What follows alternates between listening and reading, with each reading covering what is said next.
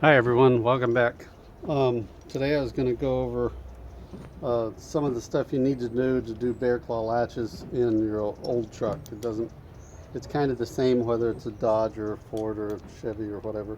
Basically what you do is you cut out an area. What you really want to do is it's an install kit for these things, and basically it's a striker plate and a latch plate, and then you cut them to whatever size you need. In this case I cut it to this size, and you could come in here and contour all that and match it up, but honestly when you're cutting metal, straight lines are way easier to do. So I trimmed this one up, and also on this truck the window guide is fixed in it, so you can't remove it. So to ensure that the latch would go behind it, I had to notch it, which is fine because generally if you're replacing the latch, the door's unloaded anyway. None of the weather strips in there and that kind of stuff. So when you do that, that will allow this to come in there and turn into place, so you can bolt it in to your striker plate. And so anyways, when you buy sometimes you can buy the whole kit. It'll come with the latch, the striker plate, the latch plate, and the striker bolt. Or sometimes the bolt and this comes separate from this.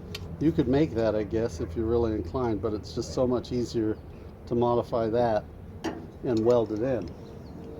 And so then once you trim one side to fit, it's a good idea to use it as a pattern to mark your other side, and then you just repeat the steps on the other side, and the second side takes you half the time. And then once you get this in place, what you do is usually you could get a Sharpie to go through here, and then you just close it and draw a line on your jamb where it's going to be, and then you do the same kind of thing. Come up behind the jamb or cut a hole in the front of the jamb, whatever's easier, and weld it into place. But we're not going to do this part right now. We're going to focus on this, and then I'll do another video that shows you how to do the striker plate and get it all positioned.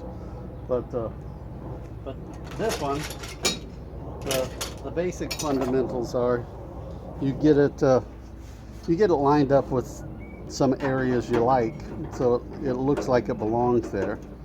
And the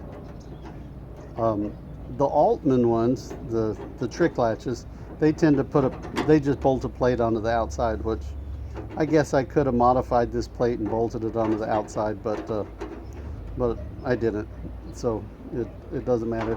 And I would normally clean that up, but this truck's probably never getting windows back in it because this truck is in very poor shape, and this is probably going to just get a strip loaded in it, and then it's just gonna be kind of a hot rod, rat rod, you know?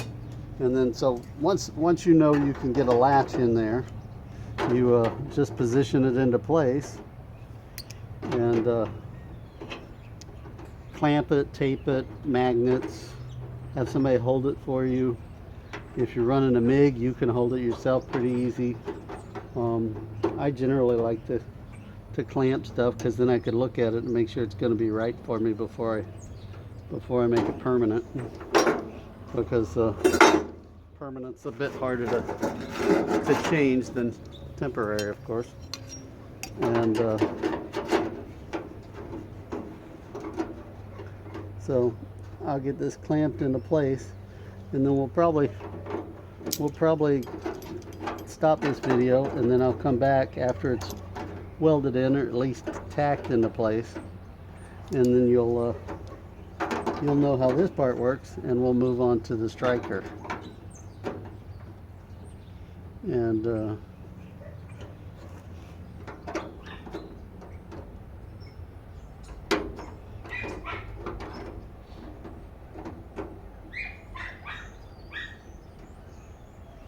And there you go. That'll be its final position, and I'll weld that, and I'll probably come back and cut that and roll it in a bit and finish weld it. And but anyway, I'll give you a quick brief look at this truck when I said it's pretty rough. If you look down here, you can see the bottom of the door right there and over here. And then the floor, well, the floor's in kind of bad shape too.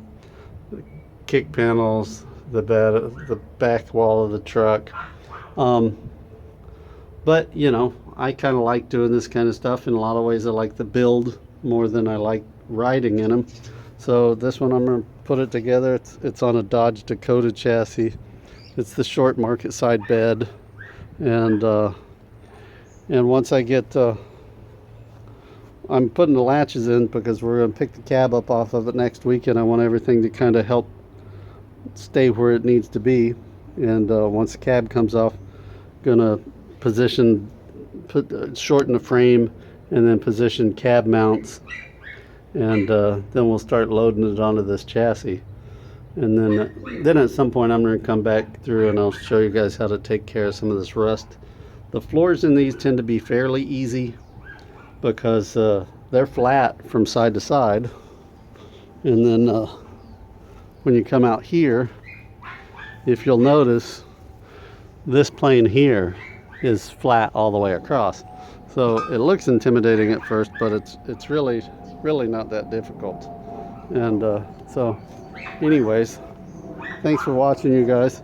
I'll get this thing tacked into place, and then we'll come back and we'll work our way through the strike plate. I'll probably set it up and show you guys what I did, so you don't have to watch all the boring that goes with it. And you guys have a great day. If you like this video, please subscribe. Thank you.